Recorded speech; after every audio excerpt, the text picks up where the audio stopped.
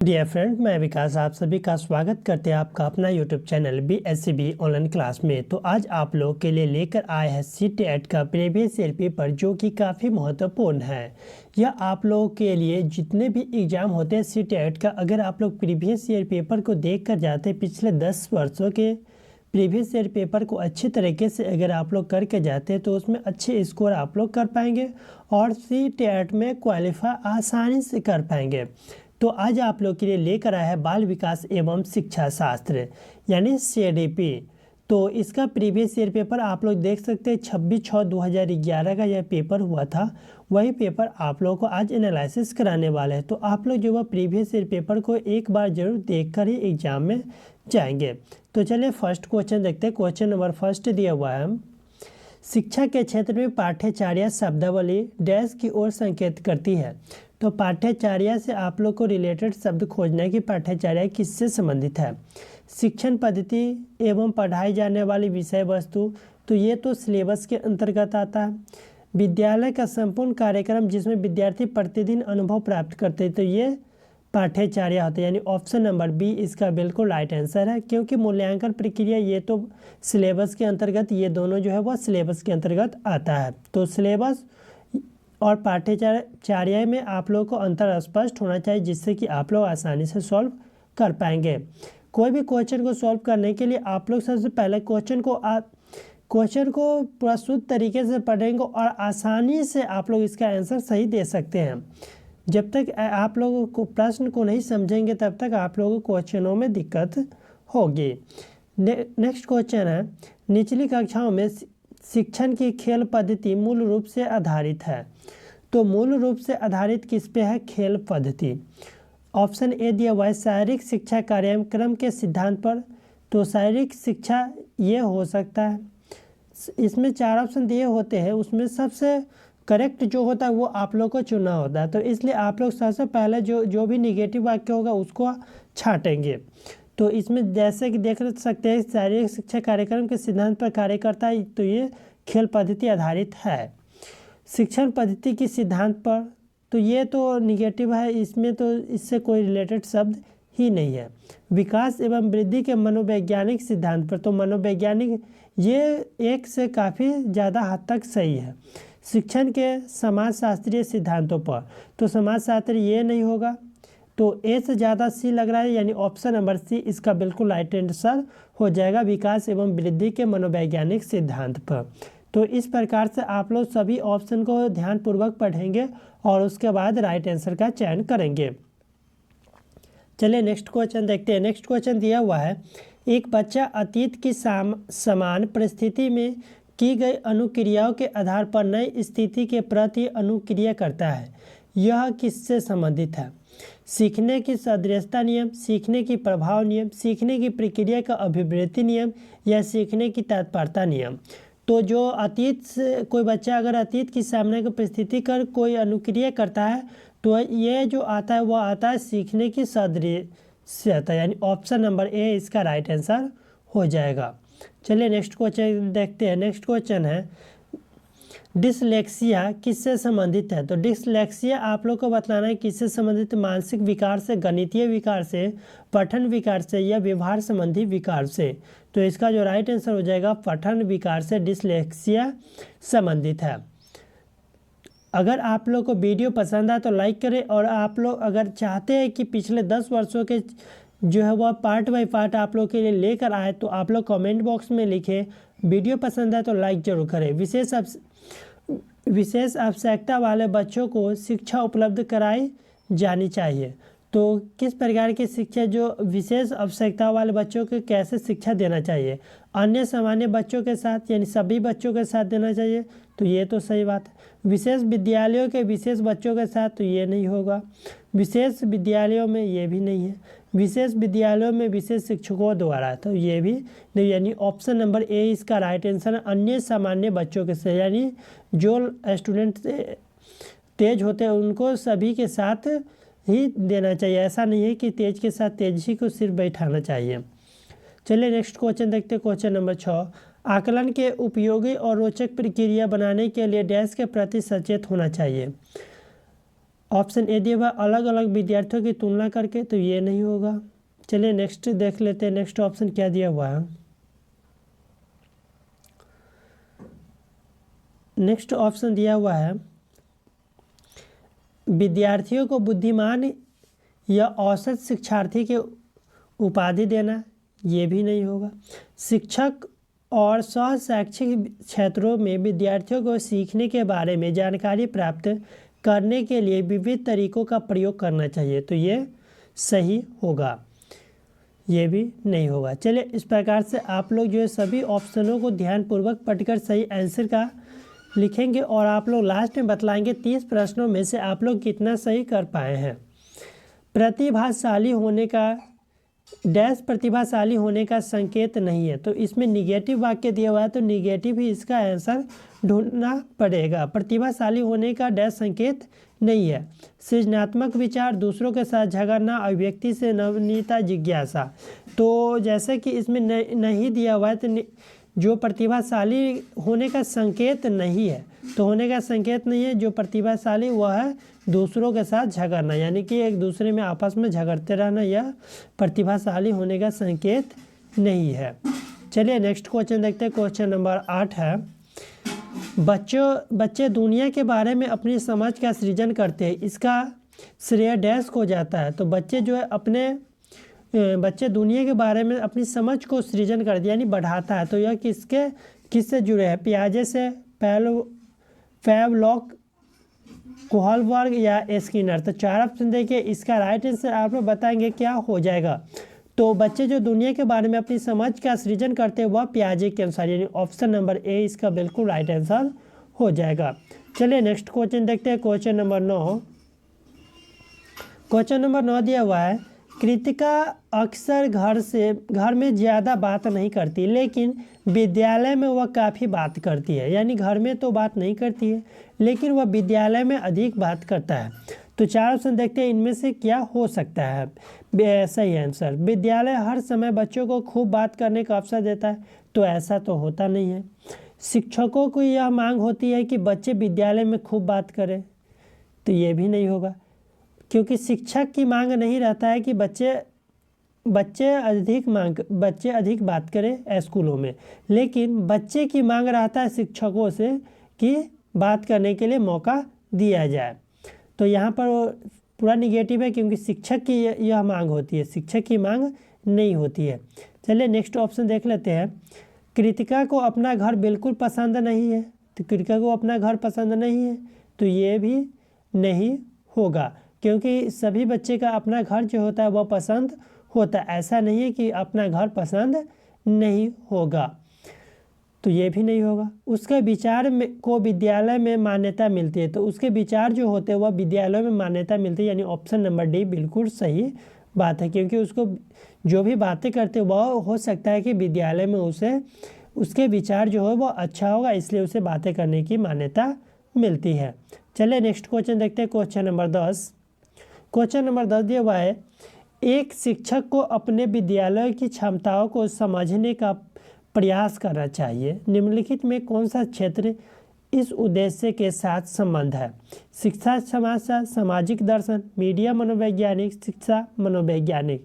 तो question number 10 का right answer आप लोग बताएंगे क्या हो जाएगा। तो इसका जो राइट आंसर हो जाएगा शिक्षा मनोवैज्ञानिक।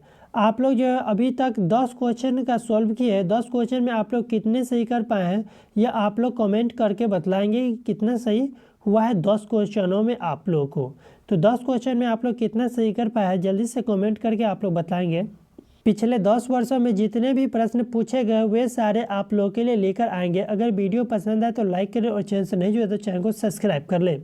सीखने की प्रक्रिया में अभिप्रेरणा, तो सीखने की प्रक्रिया में अभिप्रेरणा किसकी होती है ये आप लोगों को बतलाना है। 4 ऑप्शन को ध्यानपूर्वक पढ़ेंगे और इसका राइट आंसर चयन करेंगे। शिक्षार्थियों की स्मरण शक्ति को पैना बनाते, ये नहीं होगा। पिछले सीखे हुए को नए अधिगम से अलग करते, ये भी गलत बात है। शिक्षार्थियों को एक दिशा में सोचने के योग्य बनाती है, तो ये भी नहीं होगा। सभी बच्चे जो होते हैं वह अपनी अपनी अलग अलग सोच होती है और सब अलग अलग सोचते हैं। चलिए नेक्स्ट ऑप्शन देख लेते हैं। नेक्स्ट ऑप्शन दिया हुआ है शिक्षार्थियों को सीखने के प्रति रुचि का विकास होती है। तो ये बिल्कुल राइट आंसर है, क्योंकि इसमें पॉजिटिव वाक्य कोई भी बच्चा जो जिसके अंदर रुचि होता है वह अक्सर सीखने के लिए वह प्रेरित रहता है और किसी भी चीज़ को सीखने में बहुत ही उत्सुक रहता है। चलिए नेक्स्ट क्वेश्चन देखते हैं। क्वेश्चन नंबर 12 को ध्यानपूर्वक पढ़ेंगे। सीखना समृद्ध हो सकता है यदि वास्तविक दुनिया के उदाहरणों की कक्षा में लाया जाए, जिसमें विद्यार्थी एक दूसरे से अंतःक्रिया करे और शिक्षक उसे प्रक्रिया को सुगम बनाए। तो ये काफ़ी हद तक सही है, क्योंकि जब तक दुनिया के अनेक बच्चे यानी कि एक साथ काफ़ी सारे विद्यार्थी अगर एक दूसरे से अंतःक्रिया करें यानी बातचीत करें और शिक्षक उस प्रक्रिया को सुगम बनाए या सरल बनाए और आसानी से वह बच्चे समझ सकते हैं, यानी कि सीखना समृद्ध हो सकता है। तो बिल्कुल सही बात है। कक्षा में अधिक से अधिक शिक्षण सामग्री का प्रयोग किया जाए, ये भी नहीं होगा, क्योंकि बच्चे को उतना ही दिया जाना चाहिए जितना कि वह समझ सके। शिक्षक विभिन्न प्रकार के व्याख्या और स्पष्टीकरण का प्रयोग करे, तो ये भी सही है, लेकिन अभी तक ये जो है उससे उतना सही नहीं है। चलिए ऑप्शन नंबर डी भी देख ले। कक्षा में आवधिक परीक्षाओं पर अपेक्षित ध्यान देना चाहिए, तो ये भी नहीं होगा, यानी ऑप्शन नंबर ए ही इसका बिल्कुल राइट आंसर हो जाएगा, क्योंकि यह इसमें जो विद्यार्थी एक दूसरे का अंतःक्रिया करे और शिक्षक उस प्रक्रिया को सुगम बनाएंगे, क्योंकि शिक्षक भी उसमें सम्मिलित रहेंगे। चलिए नेक्स्ट क्वेश्चन देखते हैं। निम्न में से कौन से कथन को सीखने की प्रक्रिया की विशेषता नहीं मानना चाहिए? तो सीखने की इसमें निगेटिव वाक्य आप लोग ध्यान से पढ़ेंगे। इसमें दिया हुआ है कौन से कथन को सीखने की प्रक्रिया के विशेषता नहीं मानना चाहिए। तो सीखने की प्रक्रिया को विशेषता नहीं माना या निगेटिव को आप लोग को ढूंढना है, इसमें से कौन हो सकता है। तो ऑप्शन ए दिया हुआ है शैक्षिक संस्था ही एकमात्र स्थान है जहां अधिगम प्राप्त होता है। तो ऐसा बात नहीं है, क्योंकि शैक्षणिक संस्था एकमात्र स्थान है जहां सीखने की, तो अनेक क्षेत्रों में जो भी स्टूडेंट होते वह अनेक कोई ऐसा स्टूडेंट होते हैं जो ऐसे भी विद्यार्थी होते हैं जो बिना स्कूल गए हुए भी काफ़ी ज्ञान होते हैं। तो ये नहीं होगा, तो ये निगेटिव वाक्य के साथ ये मेल खा रहा है, यानी ऑप्शन नंबर ए ही लगता है इसका सही हो सकता है। सीखना एक व्यापक प्रक्रिया है, तो ये तो सही बात है, निगेटिव है नहीं। सीखना लक्ष्योन्मुखी होती है, ये भी सही है। अधिगम को सीखने की प्रक्रिया है, तो ये भी सही, यानी ऑप्शन नंबर ए इसका बिल्कुल राइट आंसर हो जाएगा। चलिए नेक्स्ट क्वेश्चन देखते हैं। Question number 14। क्वेश्चन नंबर 14 दिया हुआ है 5वीं कक्षा के दृष्टिबाधित विद्यार्थी डैश को निचले स्तर के कार्य करने की छूट मिलना चाहिए। तो 5वीं की कक्षा के दृष्टिबाधित विद्यार्थी, मान लीजिए नेत्रहीन विद्यार्थी यानी दृष्टि के बाधित विद्यार्थी, उसे किस प्रकार से पढ़ाना चाहिए। तो क्वेश्चन को आप लोग ध्यान से पढ़ लिए होंगे। अब इसका राइट आंसर आप लोग चयन करेंगे। जैसे दिया हुआ ऑप्शन ए में निचले स्तर के कार्य को करने की छूट मिलनी चाहिए, तो ये बात सही है, लेकिन निचले स्तर सिर्फ निचले, जब तक आगे की स्तर की नहीं दिखाया जाएगा तब तक आगे अक्सर कैसे होगा। डैश माता पिता और मित्रों द्वारा उसे दैनिक कार्यों को करने में सहायता की जानी चाहिए, तो सहायता करनी चाहिए, ये हो सकता है। चलिए नेक्स्ट ऑप्शन को भी देख लेते हैं। नेक्स्ट ऑप्शन सी है 7 कक्षा में सामान्य रूप से व्यवहार किया जाना चाहिए और श्रव्य सीडी के माध्यम से सहायता उपलब्ध करानी जानी चाहिए, यानी बी से तो अच्छा सी है, तो ये हो सकता है, ये नहीं होगा।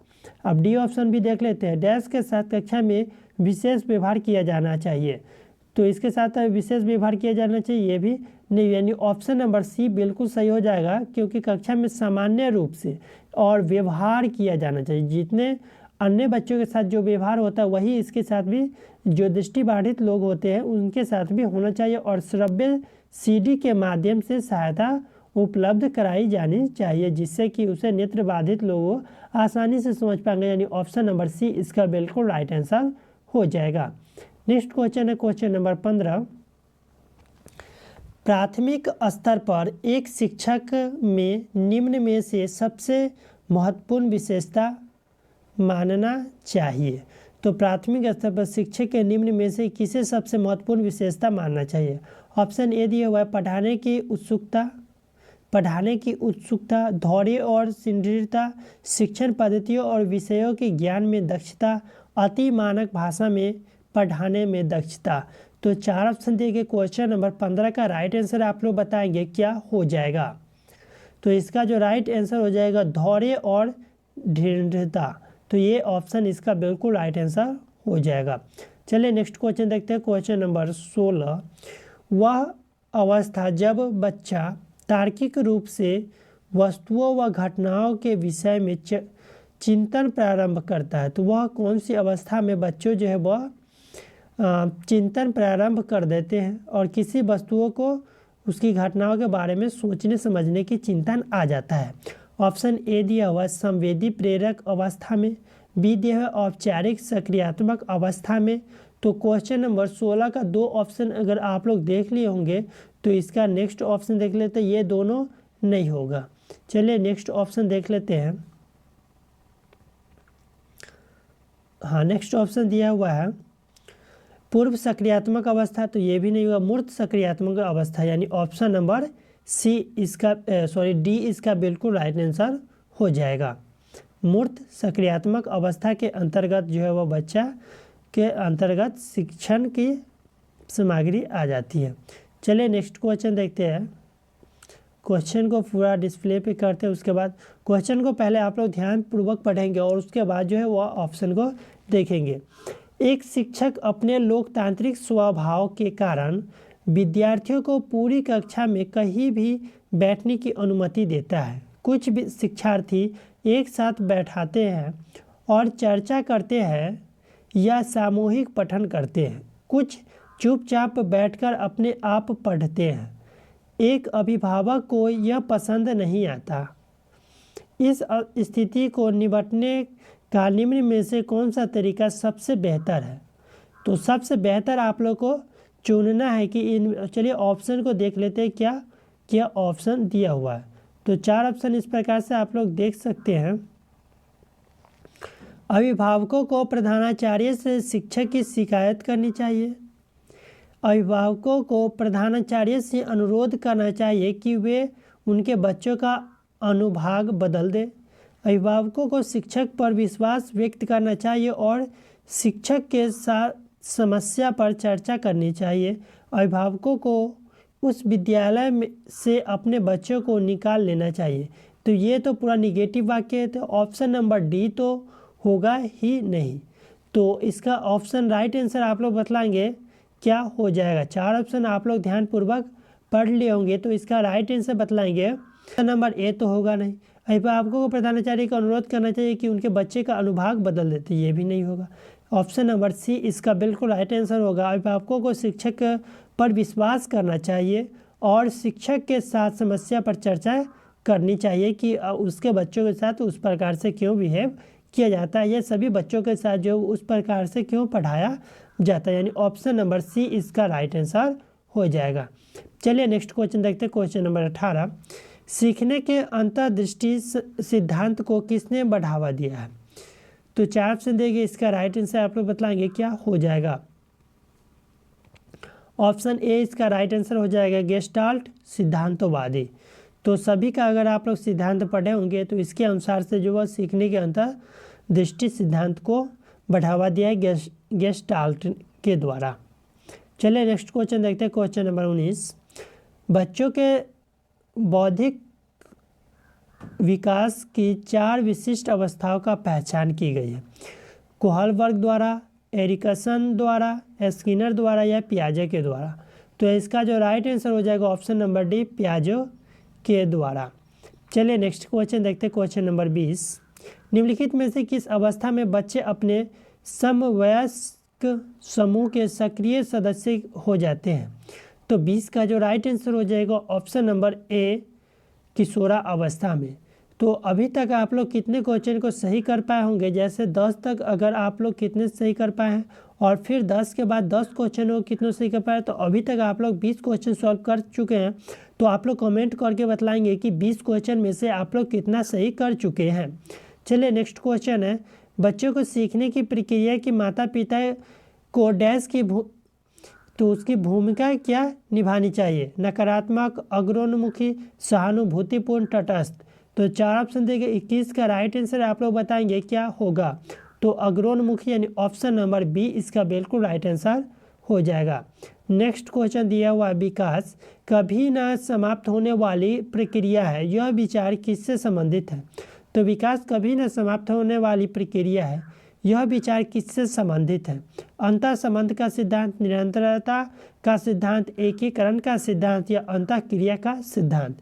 तो 22 का जो राइट आंसर हो जाएगा ऑप्शन नंबर बी, निरंतरता का सिद्धांत। चलिए नेक्स्ट क्वेश्चन देखते हैं। क्वेश्चन नंबर 23, वह कौन सी स्थान है जहां बच्चे के संज्ञानात्मक विकास को सबसे बेहतर तरीके से परिभाषित किया जा सकता है? खेल का मैदान, विद्यालय एवं कक्षा पर्यावरण, सभागार या घर। तो वह कौन से संज्ञानात्मक विकास होना चाहिए? तो इसके लिए जो सबसे बेहतर होता है वह होता है विद्यालय एवं कक्षा पर्यावरण। तो ये ऑप्शन नंबर बी इसका बिल्कुल राइट आंसर हो जाएगा। चलिए नेक्स्ट क्वेश्चन देखते हैं। नेक्स्ट क्वेश्चन है क्वेश्चन नंबर 24। क्वेश्चन नंबर 24 दिया हुआ है, निम्न में से कौन सा बुद्धिमान बच्चे का लक्षण नहीं है? तो बुद्धिमान बच्चे का लक्षण नहीं है, निगेटिव वाक्य इसमें है। तो इसमें मंद बच्चे को ढूंढना है कि कौन सा ऑप्शन दिया हुआ है मंद बच्चों के लिए। वह जो लंबे निबंधों को बहुत जल्दी रटने की क्षमता रखता है, तो ये तो तेज बच्चे का ही है। वह जो प्रवाहपूर्ण एवं उचित तरीके से संप्रेषण करने की क्षमता रखता है, तो ये भी जो है वह तेज बच्चों का ही निशानी है। तो ये भी नहीं होगा।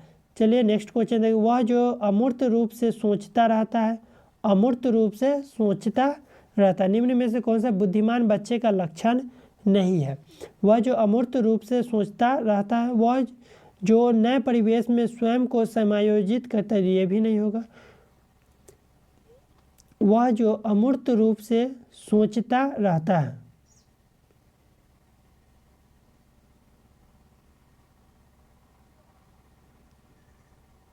अमूर्त रूप से सोचता रहता है, तो ये भी तेज बच्चे का ही निशानी है। तो ये भी नहीं होगा। 4 ऑप्शन देंगे, इनमें से राइट आंसर आप लोग बताएंगे क्या होगा। निम्न में से कौन सा बुद्धिमान बच्चे का लक्षण नहीं है? बुद्धिमान बच्चे का लक्षण नहीं है। वह जो लंबे निबंधों को बहुत जल्दी रटने की क्षमता रखता है, लंबे निबंधों को बहुत जल्दी रटने की क्षमता रखता है, तो ये नहीं होगा। ऑप्शन नंबर ए, रटने वाला जो विद्यार्थी होता है उसे हम बुद्धिमान नहीं माना जाता है, यानी कि ऑप्शन नंबर ए इसका बिल्कुल राइट आंसर हो जाएगा। ऑप्शन ए इसका राइट आंसर होगा, क्योंकि बुद्धिमान बच्चे वे होते हैं जो अपनी समझ को उस प्रकार से विकसित करते हैं, संप्रेषण करते हैं या सोचते हैं, लेकिन उसको रट कर याद नहीं करते। बुद्धिमान बच्चे जो है भले ही उसको याद हो जाता है, लेकिन वो अपने तरीके से याद करता है, ऐसा नहीं कि वह पूरा कथा को ही रट लेता है। चलिए नेक्स्ट क्वेश्चन देखते हैं। क्वेश्चन नंबर 25, डैश को एक अभिप्रेषित शिक्षण का संकेतक माना जाता है। तो 25 का राइट आंसर आप लोग सही ऑप्शन देखकर बतलाएंगे। कक्षा के अधिगम उपस्थिति, ये नहीं होगा। शिक्षक द्वारा दिया गया सकारात्मक कार्य, ये भी नहीं होगा। उपचारात्मक कार्य, तो ये भी नहीं होगा। विद्यार्थियों द्वारा प्रश्न पूछना, ये हो सकता है। कक्षा में एकदम खामोशी, तो ये नहीं है। ऑप्शन नंबर सी इसका बिल्कुल राइट आंसर हो जाएगा। तो इस प्रकार से आप लोग जो है वह क्वेश्चन को ऑप्शन के थ्रू छांटेंगे, जिससे सभी क्वेश्चन आप लोग सही कर पाएंगे। निम्न में से कौन से बच्चे का सामाजिक मनोवैज्ञानिक आवश्यकताओं के साथ संबंध नहीं है? तो फिर इसमें निगेटिव वाक्य को ध्यानपूर्वक पढ़ना है और उसके बाद आप लोग को सही आंसरों का चयन करना है। सामाजिक अनुमोदन अथवा सराहना की आवश्यकता, तो ये नहीं होगा। संवेदनात्मक सुरक्षा की आवश्यकता, ये नहीं होगा। शरीर में अपशिष्ट पदार्थों का नियमित रूप से बाहर निकालना, तो ये हो सकता है। सामान्य सद्गुण की आवश्यकता, ये नहीं हो, यानी ऑप्शन नंबर सी इसका बिल्कुल राइट आंसर हो जाएगा। चलिए नेक्स्ट क्वेश्चन है क्वेश्चन नंबर 27, मन का मानचित्र संबंधित है। मन का मानचित्र किससे संबंधित है? ऑप्शन ए दिया हुआ है, बोध यानी समझ बढ़ाने की तकनीक से, साहसिक कार्यों को क्रिया की योजना से, मन का चित्र बनाने से, मन की क्रियाशीलता पर अनुसंधान। तो 27 क्वेश्चन नंबर 27 का आप लोग कमेंट बॉक्स में इसका आंसर बतलाएंगे। 27, 28 का भी आप लोग ध्यानपूर्वक पढ़ेंगे। 28 और 29 नंबर क्वेश्चन, इसका 29 का आप लोग ध्यानपूर्वक पढ़ लेंगे। और 30 नंबर में आप लोग दिया हुआ है, निम्न में से कौन सा शिक्षार्थी सृजनात्मक का पोषण करता है, यानी क्वेश्चन नंबर 30। तो अभी 27, 28 और 29, 30 सभी क्वेश्चनों को आप लोग जो वह ध्यानपूर्वक पढ़ लेंगे। और ये क्वेश्चन नंबर 30 का ऑप्शन दिया हुआ है, तो इसका ध्यानपूर्वक पढ़ेंगे और उसके बाद आप लोग कमेंट बॉक्स में इसमें से राइट आंसर बतलाएंगे। क्वेश्चन नंबर 27, 28, 29 और 30। अगर आप लोग इस प्रकार का वीडियो पाना चाहते हैं, सभी ईयर यानी पिछले 10 वर्षों का प्रीवियस ईयर क्वेश्चन करना चाहते हैं, तो आप लोग कमेंट बॉक्स में बतलाएंगे, जिससे कि आप लोग के लिए नेक्स्ट पार्ट जो है वो लेकर आएंगे। वीडियो पसंद आया हो तो लाइक करें और जो भी सब्जेक्ट का आप लोग को चाहिए वह कमेंट में लिखें। वीडियो पसंद आया हो तो लाइक करें और चैनल से नहीं जुड़े तो चैनल को सब्सक्राइब कर लें। फिर मिलेंगे नेक्स्ट वीडियो के साथ। बाय।